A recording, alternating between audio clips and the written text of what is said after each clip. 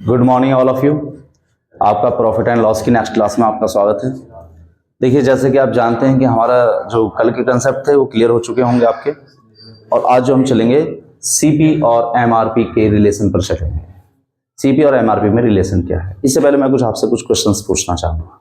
जैसे आप मुझे ये बताएं कि पूरे के पूरे खरीदने और बेचने के मामले में, बाइंग एंड सेलिंग के मामले में, कि कोई सी दो लगातार घटनाएं कौन कौन सी होती हैं। लगातार घटनाएं जैसे पहले चीज को खरीदा जाता है और उसके बाद बेचा जाता है, लेकिन उसके बीच एक कड़ी जुड़ जाती है प्रॉफिट या लॉस की, और इसीलिए कहते हैं कि प्रॉफिट या लॉस का जो बेस है यानी कि आधार है वो सीपी होता है। कि प्रॉफिट होता है या किसी को लॉस होता है तो वो सीपी पर होता है। ठीक है, तो एक चेन आपकी क्या बनी, सीपी, और सीपी पर होगा प्रॉफिट या लॉस, और क्या प्राप्त होगा आपको, वो है प्राइस एसपी। क्लियर। तो पहली घटना आपने ये पढ़ी है। दूसरी घटना की बात करते हैं जो कि एमआरपी। क्या होता है, एमआरपी। और जब हम एमआरपी पर डिस्काउंट दे देते हैं, डिस्काउंट, मान लीजिएगा हम एक सेलर हैं, तो एमआरपी पर जब हम डिस्काउंट देंगे तो उसको उसके बाद डिस्काउंट देने के बाद जो प्राइस आएगा, मूल्य आएगा, तो उसे क्या बोलेंगे आप, एसपी। तो आप दोनों की दोनों रिलेशंस में एक बात देख रहे होंगे कि एसपी कॉमन है, एसपी कॉमन है। तो यह जो कॉमन है यही आपको सीपी और एमआरपी के बीच रिलेशन क्रिएट कराएगा कि सीपी और एमआरपी में रिलेशन क्या होता है। तो सीपी और एमआरपी में अगर आपको रिलेशन निकालना है, फाइंड करना है, तो यहां से एसपी को हटाना पड़ेगा। क्लियर। एसपी को इससे बिल्कुल निकाल, क्योंकि हम डायरेक्ट ये जानना चाह रहे हैं कि हमने खरीदा कितने में और उस पर लिखा हुआ क्या है, ये वाला। तो ये वाले प्राइस को देखिएगा, इसके बीच की कड़ी किससे जुड़ी हुई है, और इसकी प्रॉफिट एंड लॉस। तो इसको थोड़ा मैं इस टाइप से लिखता हूं, सीपी और एसपी के बीच का संबंध किससे कनेक्ट रहता है, आप कहेंगे प्रॉफिट या लॉस से। दूसरा, पहला रिलेशन तो ये है। दूसरा कि एमआरपी और एसपी का संबंध किससे कनेक्ट रहता है, तो आप कहेंगे डिस्काउंट। इससे हम चाह रहे हैं कि सीपी और एमआरपी के बीच रिलेशन क्रिएट करें। तो पहला तो देखिएगा एक आम तरीका है, बिल्कुल व्यावहारिक में क्या है कि ये दोनों के बीच की कड़ी है। क्लियर। और ये दो रिलेशन बिल्कुल अलग अलग हैं। जब दो बिल्कुल अलग अलग रिलेशन होते हैं, यानी कि उनमें कोई भी बात कॉमन, ऐसे मान लीजिए जैसे आप दुकान पर जा रहे हैं तो आपका उससे कोई रिलेशन नहीं है, तो आप उसके लिए कुछ वर्क करते हैं, तो तब जाकर के वो आपके लिए वर्क करता है, यानी कि एक पार्टनरशिप की तरह, एक साझेदारी की तरह, है ना। तो अगर हमें इसके और इसके बीच रिलेशन निकालना है तो सीपी और क्या बोलेंगे उसको, एमआरपी का रेशियो आपको मिल जाएगा, है ना। लेकिन सीपी किसका आधार है, प्रॉफिट या एमआरपी किसका आधार है, डिस्काउंट का।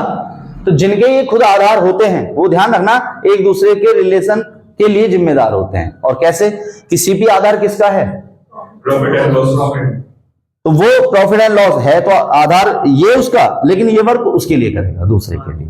और ये किसका आधार है, डिस्काउंट का, तो डिस्काउंट वर्क किसके लिए करेगा, इसके लिए करेगा। ठीक। तो यहां पर ये जो आप बात देख रहे हैं ये किसके लिए वर्क करता है, और ये एमआरपी के लिए। ठीक है। तो यहां से क्या कहेंगे आप, सीपी का मूल्य कौन निर्धारित करेगा, ये बताओ। ये आधार किसका है, डिस्काउंट का। ये आधार किसका है, प्रॉफिट या लॉस का, है ना। तो जैसा कि हमने कहा है कि ये रिलेशन कब बनेगा, जब ये वर्ग इसके लिए करेगा और ये वर्ग इसके लिए करेगा। ठीक है। अब अर्थ बताएं। प्रॉफिट का अर्थ होता है वृद्धि करना या कमी करना, और लॉस का कमी करना, डिस्काउंट का कमी करना। और ये सारा मामला परसेंटेज में चल रहा है, किसमें, परसेंटेज में। और परसेंटेज में टोटल वैल्यू हम कितनी मानते हैं, आधार वैल्यू 100। तो अगर सीपी की वैल्यू पहले कितनी थी, 100, कितनी थी, 100, तो वह जितना भी डिस्काउंट है और डिस्काउंट क्या कर देगा उसको, डिस्काउंट परसेंट कुछ कम कर देगा, तो वह जो भी वैल्यू आएगी वह सीपी को रिप्रेजेंट करेगी। और ऐसे ही इसके लिए कौन वर्क करेगा, तो इसका मतलब 100 में वह या तो क्या हो जाएगा प्लस या माइनस, लेकिन प्लस किसके लिए, प्रॉफिट के परसेंट के लिए, और माइनस कब करेंगे, लॉस के परसेंट के लिए। और इन दोनों का जो रेशियो बना है वही आपका सीपी और एमआरपी के बीच का रेशियो होगा। क्लियर। जैसे फॉर एग्जांपल किसी ने कहा कि एक दुकान वाला है, कोई शॉपकीपर है और विक्रेता है, वो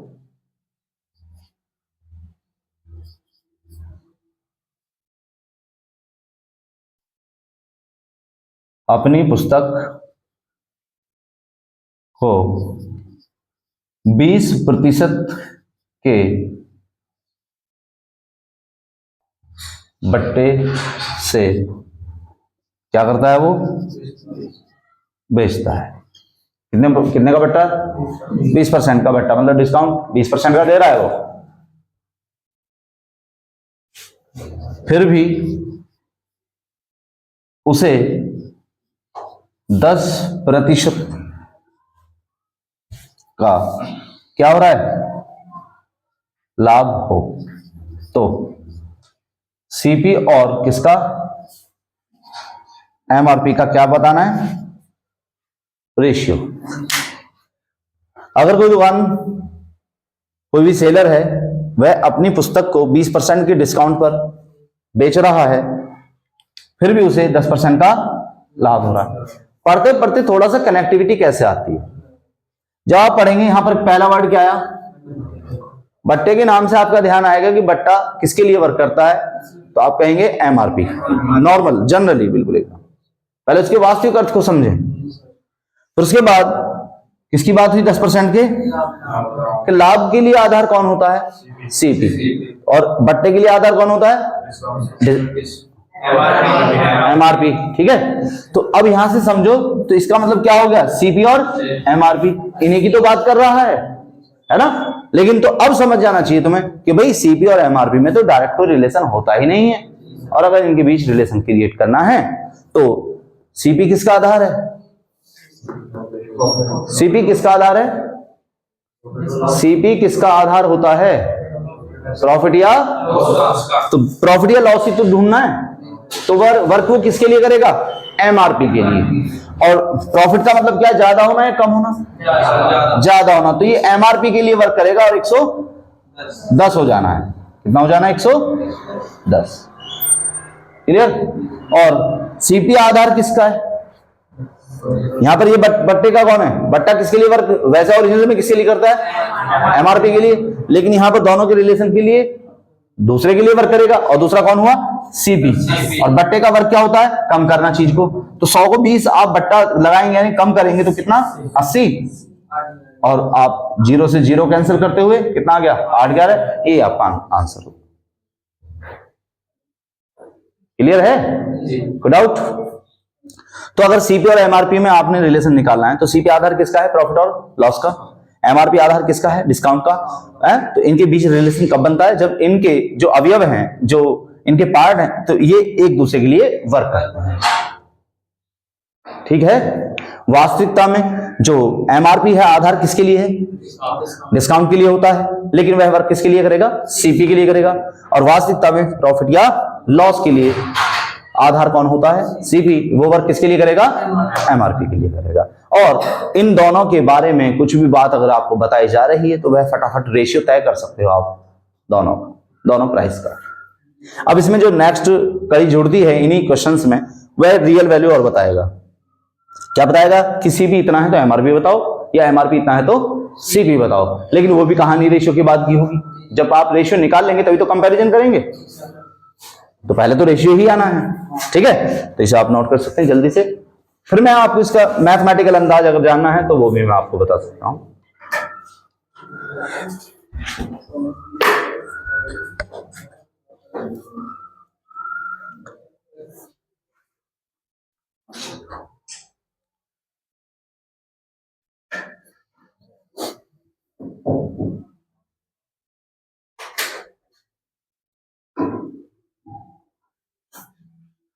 इसका मैथमेटिकल तरीका भी देखिएगा, इसको प्रूव करते हैं कि ये आता कैसे है।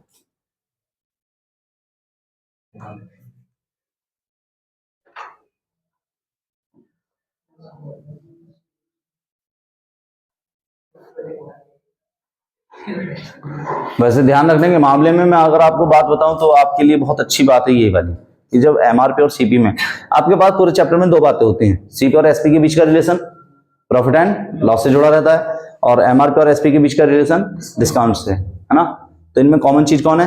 एसपी। एसपी को अगर हटाया तो कौन बचेंगे? सीपी और एमआरपी। तो अगर आपको सीपी और एमपी के बीच रिलेशन क्रिएट करना है तो ये जिनके आधार हैं ना, वो एक दूसरे के लिए वर्क करते हैं, ठीक है।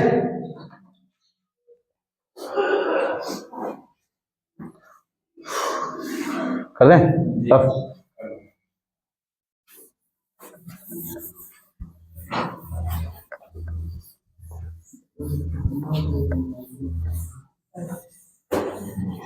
चलिएगा, मैंने ये कहा आपसे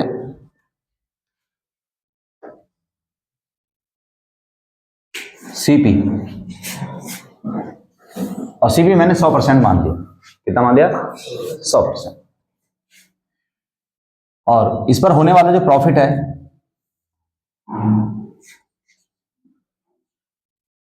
प्रॉफिट वो मैंने P% मान लिया है तो कोई डाउट? तो बता सकते हैं आप मुझे एसपी क्या आएगा?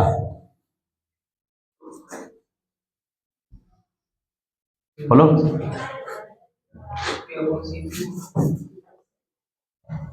सीपी 100% है। कितना है? ये मैंने कितना माना है? 100%। और प्रॉफिट किसी वस्तु पर होने वाला जो है वो P% मान लिया है। तो 100 का अगर आप P% निकालेंगे तो वो तो P ही रहेगा या कुछ और हो जाता है? वही रहेगा ना। तो इसका मतलब एसपी क्या हो जाएगा? 100 प्लस P%। कोई डाउट? बताओ। अब ऐसे ही मैंने कहा कि एमआरपी मान लें कितना है? 100। क्लियर? और इस पर क्या हुआ? अगर आपको डिस्काउंट को मैंने D% मान लिया है। डिस्काउंट का मतलब होता है कमी होना। तो अब एसपी कितना आएगा? 100 minus P%। Clear? D. Clear? तो क्या ये अलग अलग हो सकते हैं या सेम होंगे? एसपी जो है एक वस्तु का तो बिल्कुल सेम होगा या अलग अलग होगा? सेम नहीं होंगे। एक ही वस्तु को जब बेचोगे तो एक ही दाम में तो बेच सकते हो, या अलग अलग में बेचोगे? एक ही दाम में तो बेचोगे ना, या अलग अलग में?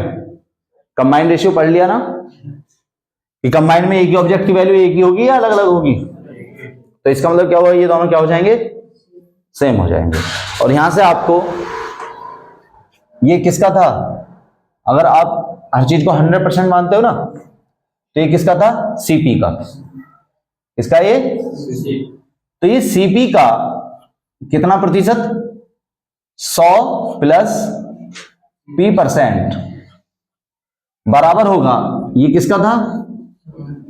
एमआरपी का 100 माइनस D%। क्लियर? यहां से एमपी को आप इधर लाएंगे तो सीपी बटा एमपी, ये उधर जाना है 100 माइनस D% बटे 100 प्लस P%।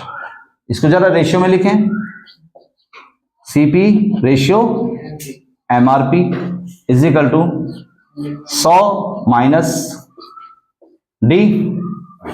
अब रेशियो से percent cancel, ratio 100 plus P, और यही आपका क्या हो जाता है? रिलेशन क्रिएट हो जाता है ना। तो देखिए अब मैं फिर से वही बात बता रहा हूं, अब शायद वो बात और अच्छी समझ में आ जाएगी। सीपी आधार किसका होता है? अभी प्रॉफिट लेके चल रहे हैं तो प्रॉफिट ही बता रहा हूं बस। और ये आधार किसका था? डिस्काउंट का। मैंने कहा इन दोनों के बीच मुझे क्या रिलेशन तय करना था, है ना, कि क्या इनका संबंध होता है। तो मैंने कहा कि डिस्काउंट को इसके लिए वर्क करा दीजिए और प्रॉफिट को इसके लिए वर्क करा दीजिए। तो डिस्काउंट मैंने कितना माना था, D%, प्रॉफिट मैंने कितना माना था, P%। तो मैंने कहा अगर हर चीज की वैल्यू 100% होती है अपने आप में, तो जब CP आधार है तो इसका, लेकिन डिस्काउंट इसके लिए वर्क करेगा, तो इसका रेशियो क्या हो जाएगा, 100 माइनस डिस्काउंट वाला कमी करना है वृद्धि करना, कमी करना, तो 100 माइनस D। क्लियर। और ये वाला MRP प्रॉफिट का मतलब प्लस, तो इसका मतलब 100 प्लस D।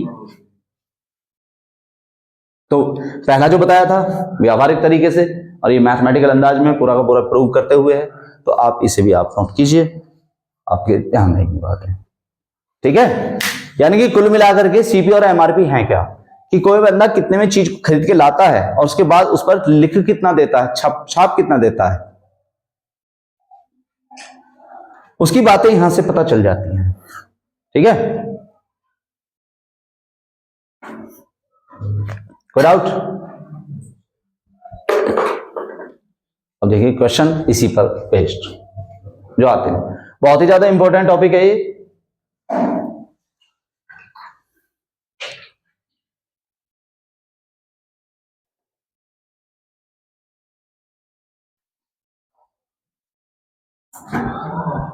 लिखना चाहे यहां पर लिख लें, एसपी जो टोटल हो जाएगा वो CP का कितना % और ये MP का इतना % हो जाना है। ठीक है, और ये बराबर होंगे। SP एक ही वस्तु का SP अलग अलग नहीं, एक वस्तु को अगर बेचा गया है तो एक ही दाम में तो बेचा गया होगा। ठीक,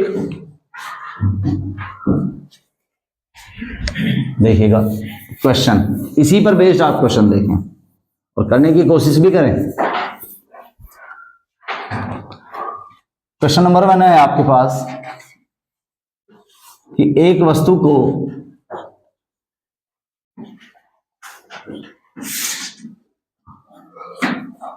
%30 की छूट पर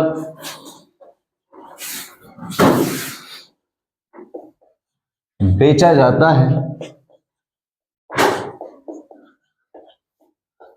तथा उसे 10% का लाभ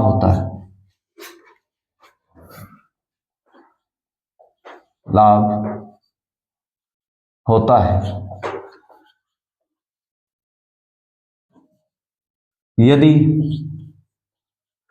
उस वस्तु का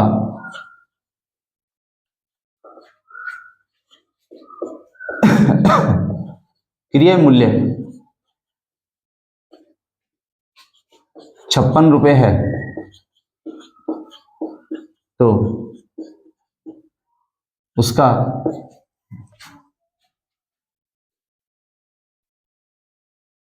MRP क्या होगा।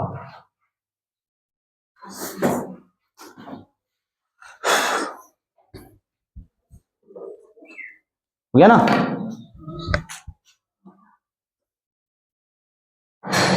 कंसेप्ट ऑटोमेटिकली ध्यान आ जाते हैं, लेकिन बशर्ते आप सही तरीके से कनेक्ट उन्हें करना सीख लें। जैसे कहीं पे बट्टा या छूट लिखा हुआ है तो इसका मतलब किससे कनेक्ट है, MRP से। कहीं पे लाभ या हानि लिखा है तो किससे कनेक्ट है, CP से। तो और वो दोनों बता रहे हैं कि अब CP और MRP का कनेक्शन हो सकता है ना। तो कितने का डिस्काउंट है, दूसरा क्या है, तो इसका मतलब ये किसके लिए वर्क करेगा। आपको पता है कि CP मुझे दे रखा है क्रय मूल्य, और दूसरा MP कि मैं ये निकाल सकता हूं कितना होगा, देखते हैं। तो CP के लिए वर्क कौन करेगा, डिस्काउंट, और डिस्काउंट MRP के लिए वर्क कौन करेगा, प्रॉफिट।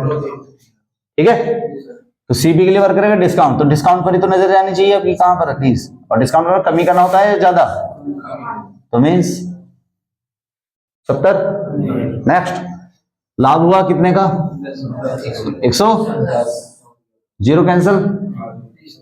अब रियल वैल्यू कौन सी है मेरे पास, किसके बारे में बताया गया, वो क्रय मूल्य मतलब ये वाली चीज कितनी है, 56 रुपए, 7 अट्ठे, तो 11 भी 88 ही होना चाहिए और यही आपका आंसर होगा। एमआरपी आप निकाल लीजिए। ठीक है, फटाफट 10 सेकंड का क्वेश्चन होता है, 10 से ज्यादा का नहीं।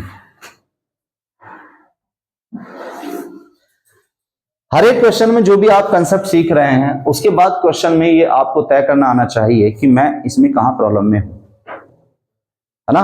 जैसे पहली तो यही है कि लैंग्वेज समझ में ना आना, दूसरा है कि लैंग्वेज समझ आ रही है, आप रेशियो तय नहीं कर पा रहे हैं, तो उसका रीजन क्या है। सीपी और एमआरपी जो हम बात कर रहे हैं इनमें रिलेशन कैसे तय करते हैं, तो ये जिनके लिए आधार होते हैं वो एक दूसरे के लिए वर्क करते हैं, दैट्स ऑल। सीपी किसके लिए आधार होता है, प्रॉफिट या लॉस के लिए, तो वो वर्क करेगा एमआरपी के लिए हमेशा। और जो एमआरपी आधार होता है किसके लिए, डिस्काउंट के लिए, वो वर्क हमेशा करेगा, हमेशा वर्क हो सीपी के लिए। तो क्वेश्चन में अगर डिस्काउंट दे रखा है तो सीपी के लिए निर्धारित कर रहा है प्राइस को। ठीक है, कोई डाउट, कोई पहचानने में ना आ रही हो बात तो बताएं, क्लियर है। और दो ही प्रकार से इसके क्वेश्चन आपसे पूछेगा, क्या, पहला जो मैंने बताया था केवल रेशियो पूछेगा, है नहीं, और दूसरा रेशियो के बाद वो कंपैरिजन करा करके कोई वैल्यू भी पूछ सकता है। सीपी दे दिया तो एमआरपी, या एमआरपी दे दिया तो सी।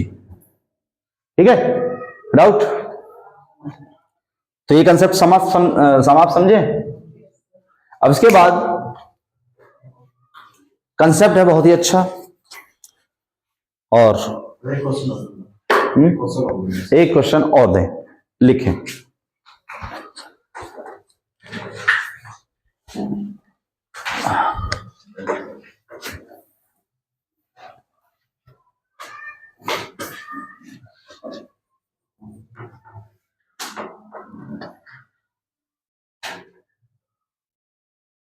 $12.5%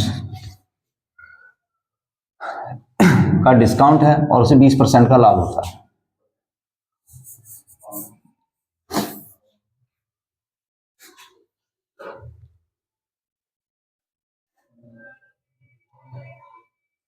%20 का लाभ होता है।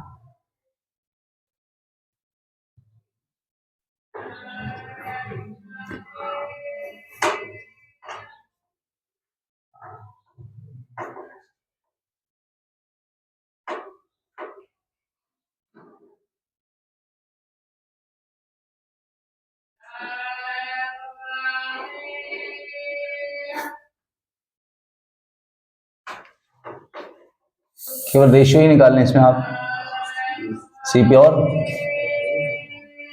एमआरपी का रेशियो क्या होगा बताएं।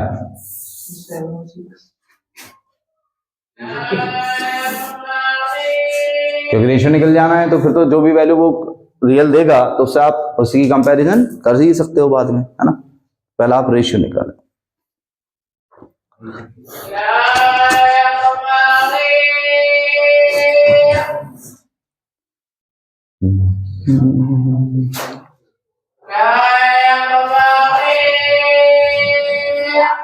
इसे कह दियो भैया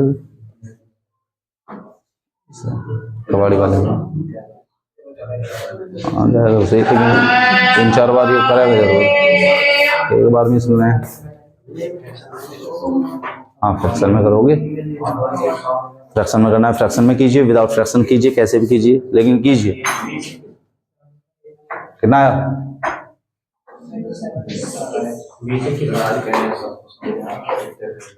बेसिक किस कैसे फ्रैक्शन बनाइए, कितना बना?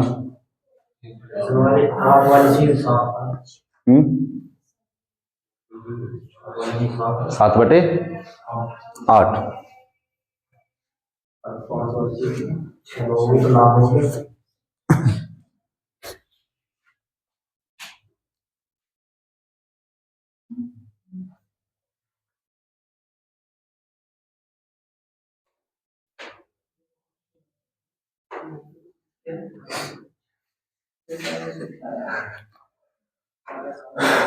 कितने का डिस्काउंट आपके पास?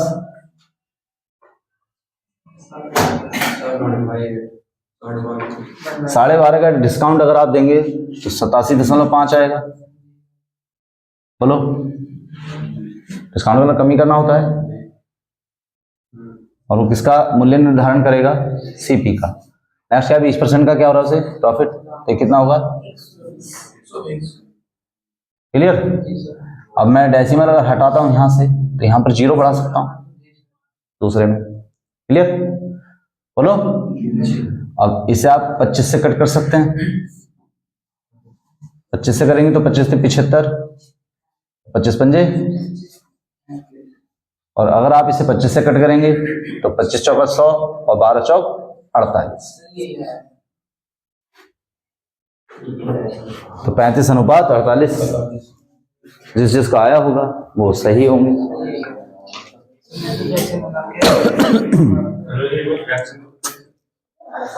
ठीक है। अब दूसरा देखो, यहां पर ये कितना है? 1 बटा डिस्काउंट है ना, 1 का डिस्काउंट करो, ठीक है, 7/8 आपका यहां से फ्रैक्शन मिलता है। दूसरा यहां पर क्या बनता है? 20% का मतलब 1/5, तो 1/5, और ये लाभ है तो मतलब ज्यादा होना, तो 6/5। यहां तक कोई डाउट हो तो बता दीजिएगा। क्लियर? तो अब ध्यान दें एक बात का, यहां से बड़ा सीधा सिस्टम होता है कि बेस सेम करना। क्या करना? बेस सेम बना लेना। तो जब तक आप बेस दोनों के सेम नहीं बनाएंगे, इसको और इसको, तो अगर दोनों आपको कह दिया जाए कि बेस सेम बनाएं, क्योंकि देखो वहां पर भी बेस हम एमआरपी और सीपी के लिए 100 लेके चलते थे, दोनों एक से थे ना, है ना? आपने ये नहीं देखा कि वहां पर हम ये वर्क कर रहे हैं या नहीं कर रहे हैं। तो अगर ऐसे मिक्स्ड फ्रैक्शन में भी आ जाए क्वेश्चन तो घबराने की आवश्यकता नहीं है, बेस सेम बनाने की आवश्यकता है। तो बेस सेम बनाएंगे तो आप जानेंगे कि इसमें किससे गुणा करेंगे और इसमें भी, तो इसमें गुणा 5 से करोगे तो क्या मिलेगा? 35, और इससे गुणा करोगे तो 8 से, है ना, 48। ये आपके पास आंसर। क्लियर? कर पाएंगे? मिक्स्ड फ्रैक्शन में भी आता है तो कोई दिक्कत तो नहीं है? बोलो।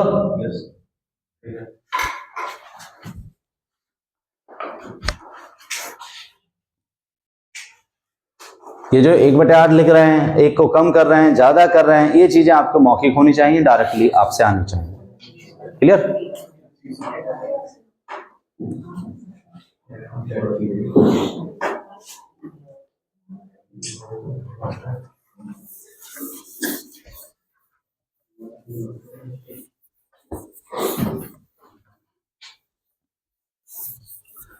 देखिएगा इसका नेक्स्ट टॉपिक है डिसऑनेस्टी। क्या है?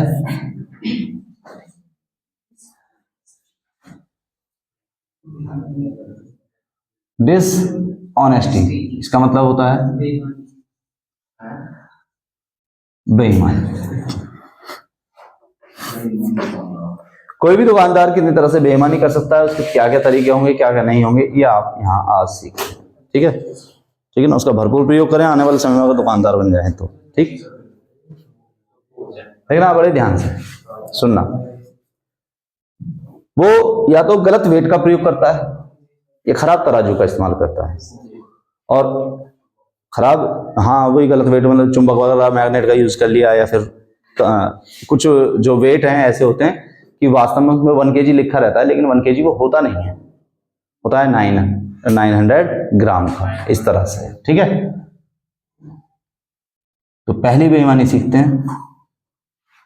एक बंदा ये कहता है कि मैं जितनी वस्तुओं को जितने रुपए में खरीद के लाया था मैं आपको उतने में ही बेचूंगा।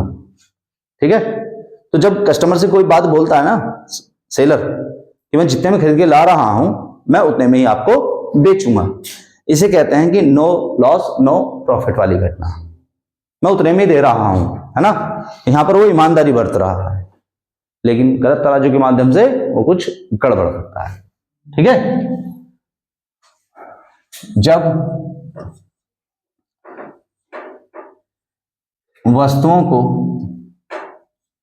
किस पर, सीपी पर ही क्या किया जाए, बेचा जाए, तो इस घटना में क्या कोई सा प्रॉफिट हुआ? नहीं हुआ ना, तो यहां प्रॉफिट 0 है। परंतु वह त्रुटिपूर्ण तराजू के माध्यम से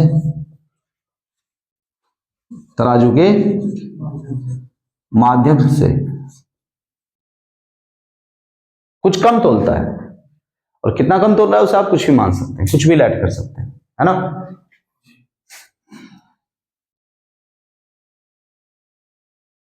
40 ग्राम क्या करता है वो,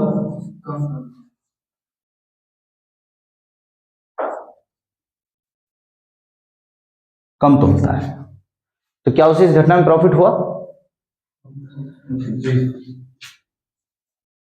उसका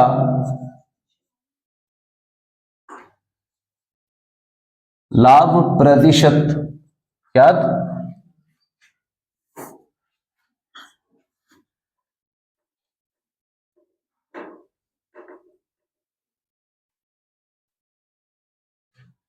1 kg के स्थान पर 940 ग्राम लिख रहा हूं, कितना तो ठीक है। उसका लाभ परसेंट हमें निकालना है। सॉल्यूशन ध्यान दें। दरअसल ऐसा होता है कि कोई भी दुकानदार है, दो तरह से लाभ कमा सकता है। एक तो साफ कहेगा, कैसे कि मैं 100 की लाया था, इस वस्तु को मैं 120 की दूंगा, तो वो कस्टमर को पता है कि भाई हाँ ये बंदा 20% का लाभ ले रहा है मुझसे। लेकिन अगर वो ये कह रहा है कि मैं 100 की खरीद के ला रहा हूं और मैं आपको 100 में ही दे रहा हूं, 100 की खरीद के लाया, और जैसे कि इस घटना को क्या बोलते हैं, 100 में लाना 100 में ही बेचना, इसे क्या बोलते हैं, सीपी पर ही सेल करना, सीपी पर ही सेल करना।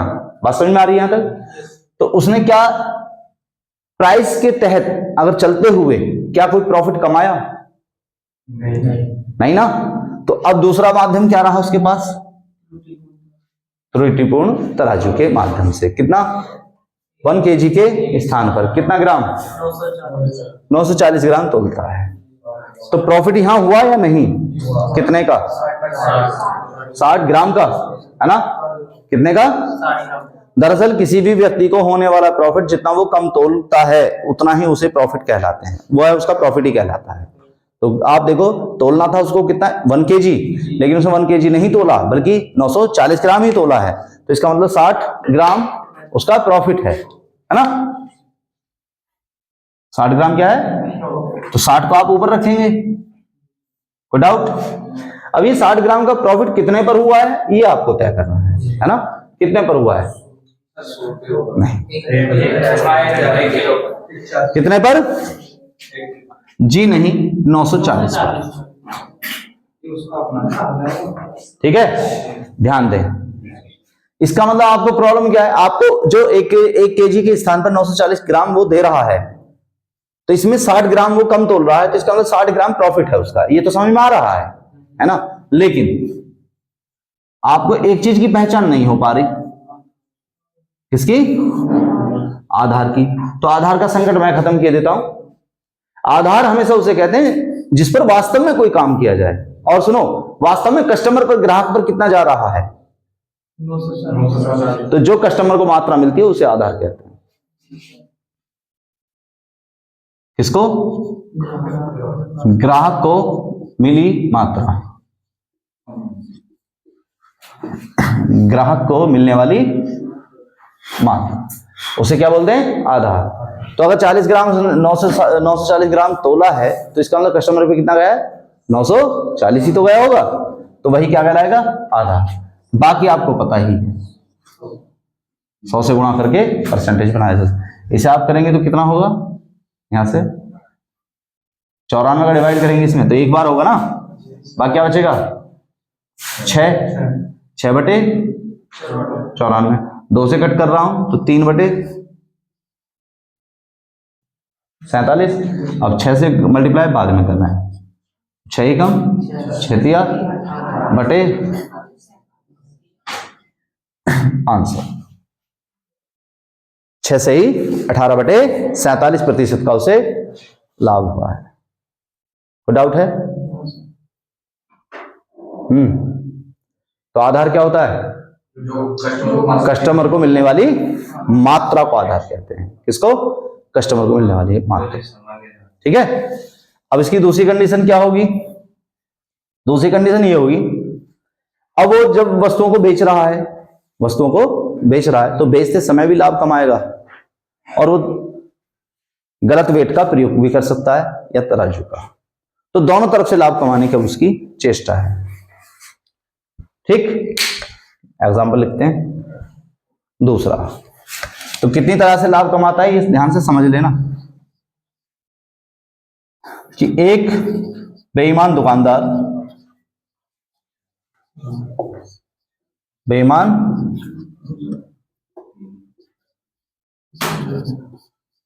दुकानदार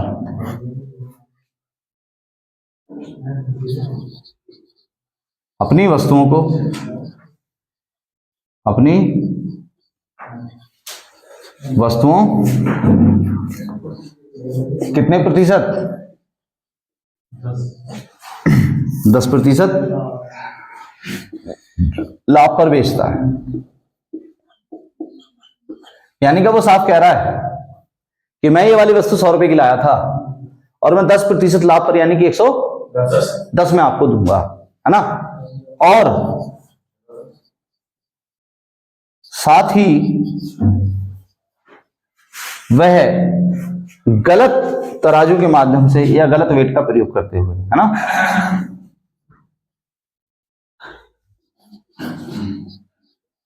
त्रुटिपूर्ण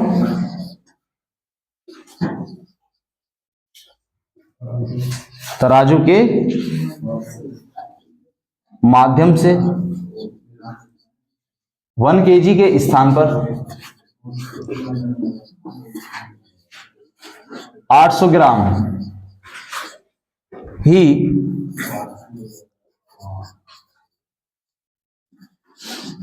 तोलता है। उसका कुल क्या बताना है आपको? लाभ परसेंट क्या होगा। ठीक है। तो पहले वाले क्वेश्चन में और इस वाले में आपको क्या डिफरेंस नजर आ रहा है? पहले उसने वस्तुओं को सीपी पर ही बेचा था, यानी कि बेचते समय कोई लाभ नहीं ले रहा है, लेकिन अब की बार 10% का लाभ ले भी रहा है बेचते समय भी, और तो इसका मतलब डबल।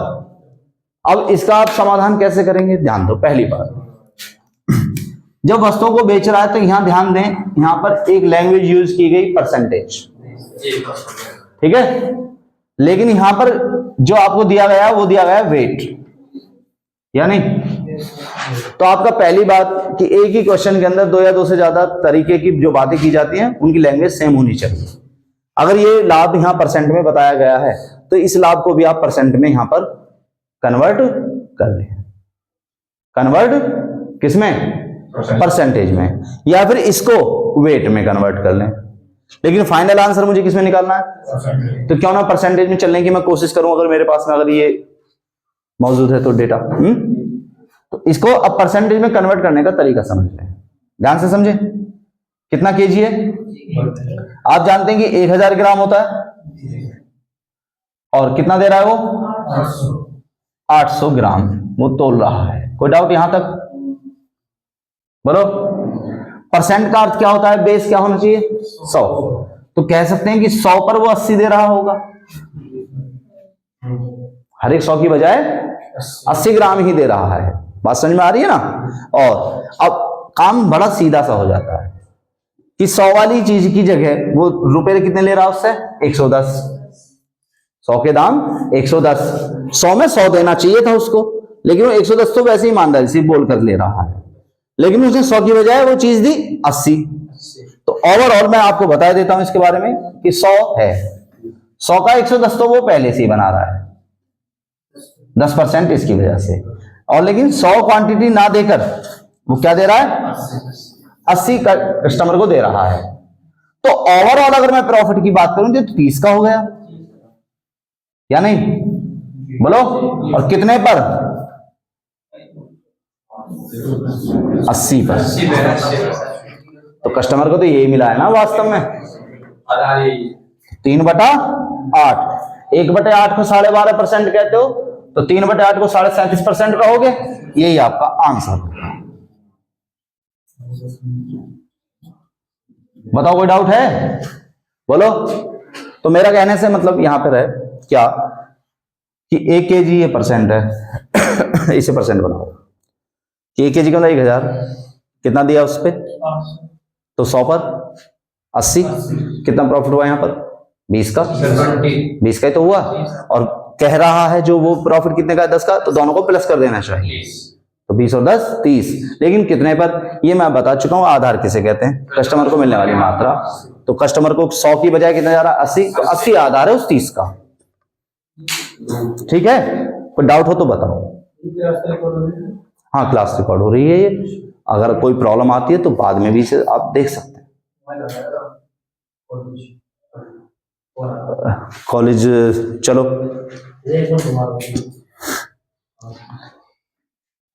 ये यहाँ पर परसेंटेज में लाभ दिया गया आपको, वो कह रहा है यहाँ पर कि मैं 10% का लाभ ले रहा हूं। उसके तुरंत बाद 1 kg के स्थान पर कितना दे रहा है वो 800, 1 kg के स्थान पर। अगर 1 kg के स्थान पर 800 है तो इसका मतलब 1000 ग्राम की बजाय 800 दे रहा है, तो 100 पर कितना देगा 80, तो कस्टमर को कितना गया, तो 80 आधार हुआ। लेकिन तुम्हें ओवरऑल प्रॉफिट जानना है, तो दोनों घटनाओं में प्रॉफिटों को मर्ज कर देना है, प्लस कर देना है। तो पहले 10 तो उसने लाभ लिया है कहकर, और 20 का लाभ गलत तराजू के माध्यम से, तो ओवरऑल कितना 30 का, तो 30 का प्रॉफिट है तो सही, लेकिन किस पर 80 पर कहलाएगा वो। ठीक है, डाउट?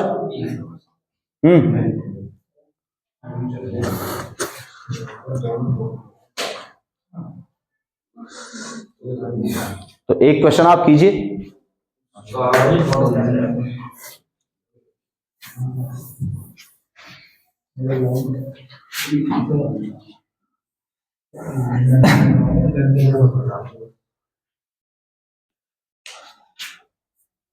जब वस्तुओं को 20% लाभ पर बेचा जाता है,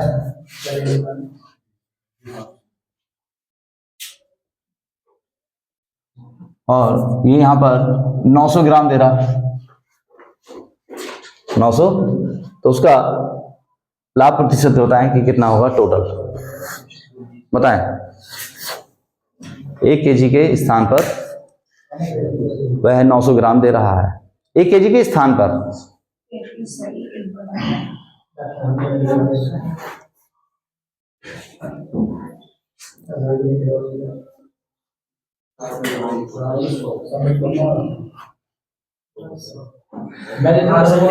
इसे तो डायरेक्ट भी कर सकते हो।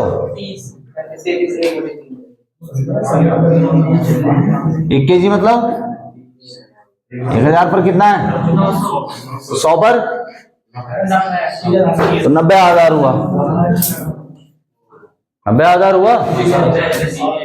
ठीक है, और यहाँ लाभ, और वो 100 पर 90 दे रहा है, 10 वहां से, तो ओवरऑल, और 1/3 को आप क्या कहते हैं 1/3%।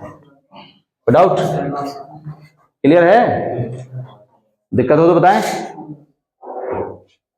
तीसरी बेईमानी भी सिखाएं। अब तीसरी बेईमानी 3 ही है, 3 प्रकार से बेईमानी करता है, तीसरी बेईमानी है। एक तो कल जो वीडियो हमने डाली है तो वो अभी तक नहीं हो पाई है, पता नहीं किस वजह से, तो शायद हो सकता है कि टेक्निकल इश्यू के कारण।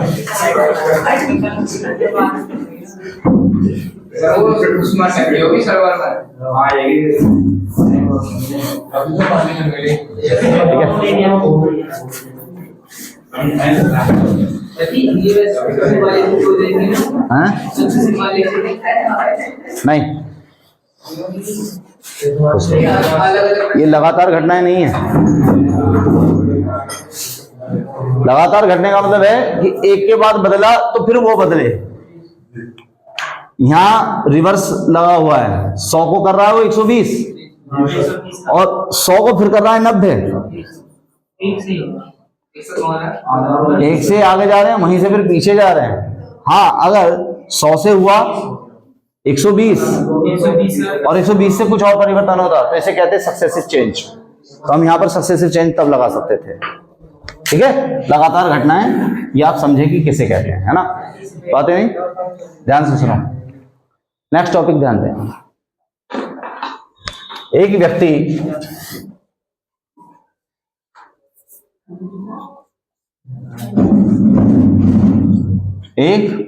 व्यक्ति वस्तुओं को खरीदते समय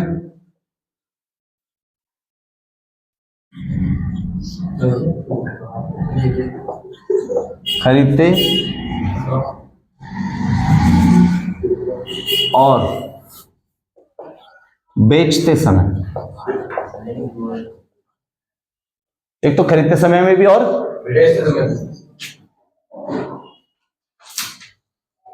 20% का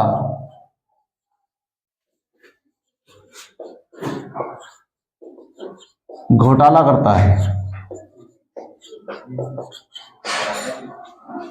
20% की गड़बड़ी कर रहा है वो, खरीदते समय भी और बेचते समय। उसका कुल लाभ प्रतिशत बताना, कुल लाभ प्रतिशत क्या। ठीक है, कंसेप्ट बड़ा प्यारा है ये वाला। तो ये कंसेप्ट भी यही है कि खरीदते और बेचते दोनों समय अगर घोटाला किया जाए तो आप कैसे उसे फाइंड करेंगे। ठीक है, खरीदते और बेचते समय। इसके लिए अक्सर तुमने एक बात देखी होगी, मान लो तुम एक दुकानदार हो, तुम कहीं से होलसेलर से कुछ मार्केट से सामान उठाते हो, तुम वहां गए मान लीजिएगा पेन लेने के लिए, पेन, तो तुम गए थे 100 रुपए के 100 पेन लेने के लिए। लेकिन खरीदते समय घोटाला किसे कहते हैं कि दुकानदार के होलसेलर की नजर बचते तुमने 20 पेन एक्स्ट्रा डाल दिए। ठीक है, तो 100 को क्या बना दिया आपने, 120। बात समझ में आई, क्लियर। अब तुम घर कितने लेके आए हो, 120 पेन है, जबकि वो सीपी पर ही बेचे जा रहे हैं, सीपी पर ही क्या किए जा रहे हो, सेल हो रहे हैं। तो आपने कहा कस्टमर से कि भाई 1 रुपए का एक ही दे रहा हूं, मैं 1 रुपए का एक ही लाया था, लेकिन तुम लेके तो आ गए कितने, 120। अब 1 रुपए का एक ही दे रहे हो, है ना। तो अब तुम क्या करोगे, जो उसने मांगे 100%, तो तुमने फिर बेचते समय फिर से 20% की गड़बड़ कर दी।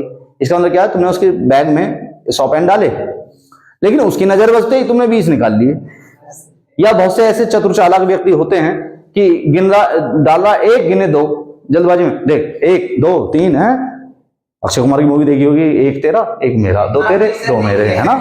तो सामने वाले को अगर बन सकता है तो बेवकूफ बनाया जाता है ना। तो यहां पर भी वही काम कि देने कितने थे उसे 100, लेकिन उसने दे दिए केवल 80, है ना।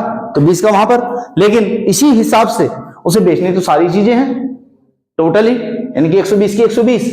तो जैसे मैं ये कह रहा हूं कि 100 को उसने 80 बनाया, अब आगे तो रियल में कितनी चीजें हैं उसके पास, 120। तो 120 को वो कितना बनाएगा, तो आप 0 से 0 कट करें।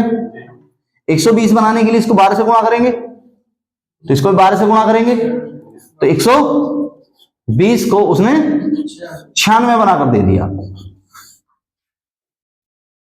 बात समझ में आई, डाउट।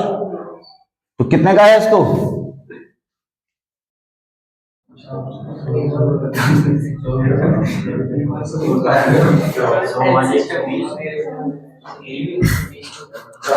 भाई 120 चीज है ना उसके पास में है। अगर वो 100 लेने के लिए आया है तो मैं 80 दे रहा हूं, मेरे पास में सारी चीजें हैं, कितनी 120 हैं। तो मैं कितने के में बेच पाऊंगा उनको, मतलब कितनी वस्तुएं दूंगा इसी हिसाब से, 96। भाई 100 पर 80 तो दे रहा है वो। बेचते समय घोटाले का मतलब क्या, कम देगा या ज्यादा, तो 100 पर 80 दे रहा है, तो 10 पर और 120 पर, तो 12 धाम 120 तभी दोगे, 96 वस्तुएं देगा वो उसको। लेकिन वस्तुएं तो अभी भी उसके पास बची की बची हैं, है नहीं, क्लियर है।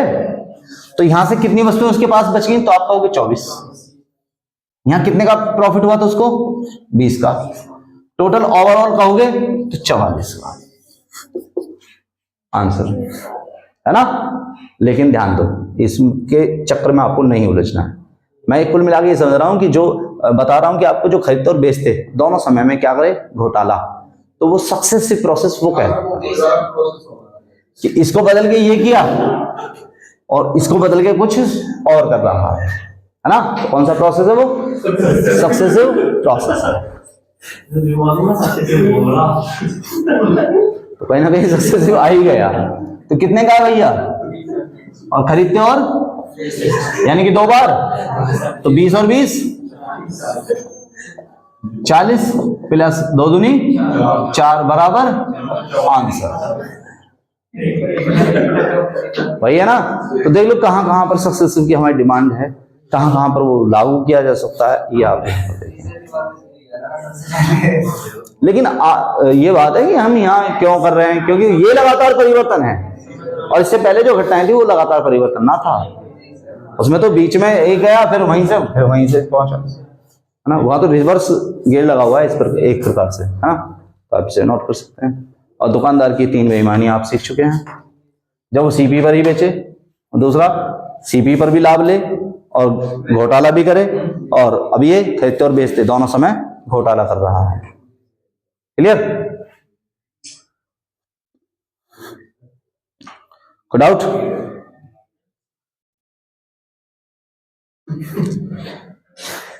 अब इसके क्वेश्चन लेते हैं, अब इसके क्वेश्चन लेंगे ना।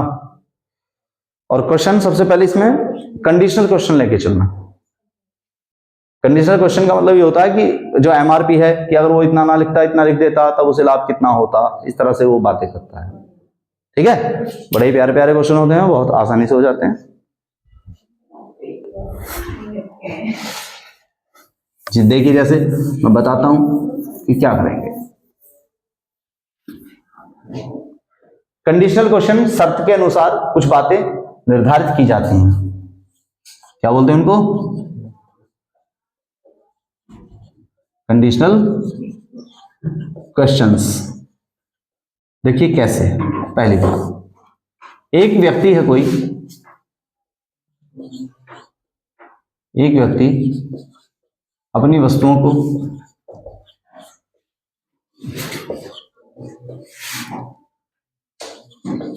%20 लाभ पर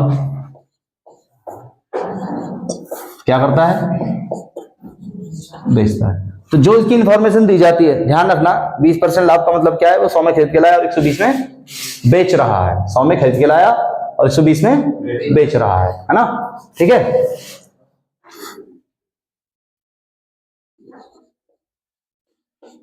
यदि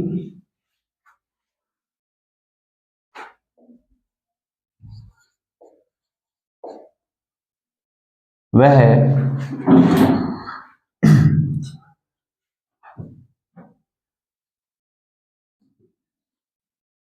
इसे 10%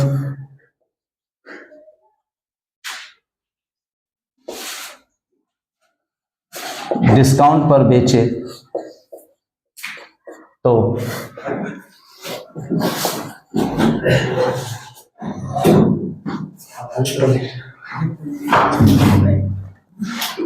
%10 के डिस्काउंट पर बेचे,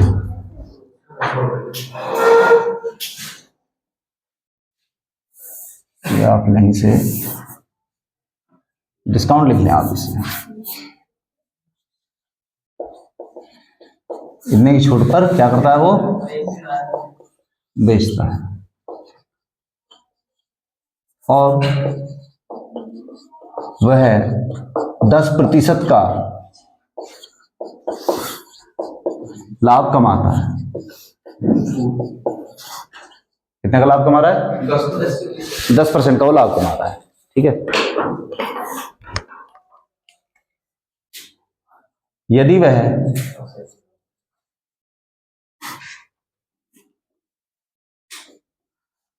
इसे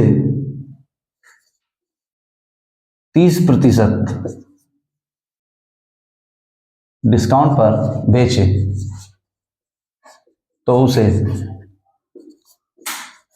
कितने % लाभ या हानि होगी। सॉल्यूशन। इस प्रकार के क्वेश्चंस कंडीशनल क्वेश्चन होते हैं, ठीक है। यदि एक व्यक्ति अपनी वस्तु को 20% की छूट पर बेचता है और वह 10% का क्या कमाता है, लाभ कमाता है। फिर उसके बाद में डेटा को उसने कुछ चेंज कराया और कैसे कराया उसका आप प्रयोग करो। तो ये क्या है यहाँ पर, और ये तो जो डिस्काउंट है यानी कि छूट है वो किस पर वर्क करता है, एमआरपी पर। और जो लाभ है वो किस पर वर्क करता है, इसका मतलब हम यहां से रेशियो निकाल सकते हैं। पानी पी लो आराम से, बताओ जरा। सीपी का रेशियो निकालना है तो डिस्काउंट कितना है, तो 80, और अगर लाभ कितना है 10 का, तो एमआरपी 110 रहा। यहां तक कोई डाउट है? अब इसको भी आप 8-11 कह सकते हो, या यही कहना चाहें तो यही ले सकते हो, कोई दिक्कत नहीं है। कितना, 80 और 110। क्यों, रीजन है उसका, परसेंटेज के लिए 2 जीरो हो तो ज्यादा अच्छा होता है। और उसने क्या बोला, यदि वह इसे 30% के डिस्काउंट पर, तो 30% का डिस्काउंट फिर डिस्काउंट दे रहा है, तो डिस्काउंट किस पे लगता है, तो इसका मतलब मुझे तो इसका 30% की बात करनी चाहिए। तो 30% का सोचो डिस्काउंट अगर वो दे देगा तो इसका मतलब 70% में बेच रहा है। कितने में, और अगर आप इसका 70% निकालेंगे तो 77 आएगा। ये एसपी हुआ यानी कि बेचना। तो डाउट यहां तक।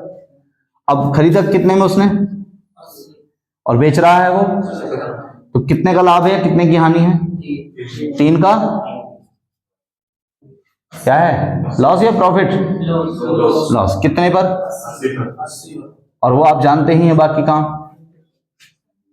20 चौक 80, 20 पंजे 100, तो 15/4% हानि, या -3.75% आंसर। क्लियर। तो पहले डेटा को लेके चलो, बिल्कुल शांतिपूर्वक उसको देखो कि एक व्यक्ति अपनी वस्तुओं को 20% की छूट पर बेचता है और उसे 10% का लाभ होता है। तो लाभ और ये डिस्काउंट एमआरपी और सीपी का रेशियो तय कर देंगे, जो कि हमने 80 और 110 बोल दिया है। नेक्स्ट, यदि वह इसे 30% के डिस्काउंट पर बेचे, डिस्काउंट हमेशा किस पर लगता है, तो एमआरपी पर। एमआरपी है 110, छपा हुआ उस पर 110, और अगर 110 वाली चीज पर आप 30% का डिस्काउंट देंगे, है ना, या 30% निकाल के कम कीजिए, या ये कि 30% का डिस्काउंट देने के बाद कितने में बेचा जाएगा, 70 में, तो 11 सत्ते 77, तो 77 में बेचा है उसने। लेकिन सीपी का मतलब खरीद के लाया था कितने में, 80 में, और बेच रहा है 77 में, तो हानि 3 की, कितने पर, वही डाउट। तो इन्हें आप क्या बोलेंगे, कंडीशनल क्वेश्चन। ठीक, कोई डाउट है, बोलो। कंसेप्ट सारे क्लियर हैं आप इसके चैप्टर के सारे? अगर ये सारे कंसेप्ट आपके क्लियर हैं तो इसके बाद कल मैं इसके कंडीशनल क्वेश्चन ही कराऊंगा नेक्स्ट क्लास में। मतलब नेक्स्ट क्लास में जो इसके सारी एक्सरसाइज है, कंडीशनल क्वेश्चन है, कंडीशनल क्वेश्चन की यहां पर प्रैक्टिस कराई जाएगी। ठीक है। टेस्ट कितनी देर का होता है, आधा घंटे का? टेस्ट तो आधा घंटे का ही है। हाँ, कोई डाउट? पहले एक बार सारे कंसेप्ट को आप रिपीट करें, जो मैंने बेसिक बताया वो बेसिक के बाद खरीदने और बेचने की दर मालूम होने पर प्रॉफिट या लॉस पता चलाना, उसके बाद सीपीएसपी बराबर होते हैं तो क्या करते हैं। नेक्स्ट टॉपिक था क्रय मूल्य या विक्रय मूल्य को आधार मानकर लाभ या हानि बताया जाता है, तब प्रॉफिट या लॉस परसेंट निकालना, समतुल्य बट्टा, एमआरपी सीपी में रिलेशन, बाकी डिसऑनेस्टी बेईमानी के जितने भी यहाँ आपने तरीके सीखे हैं। ठीक है, तो ये आप करेंगे और अगली एक्सरसाइज में पहले तो आप खुद कीजिए जितने भी होते हैं, और बाकी परसों को आप मुझे इसके प्रॉब्लम बताओ। Okay, thank you.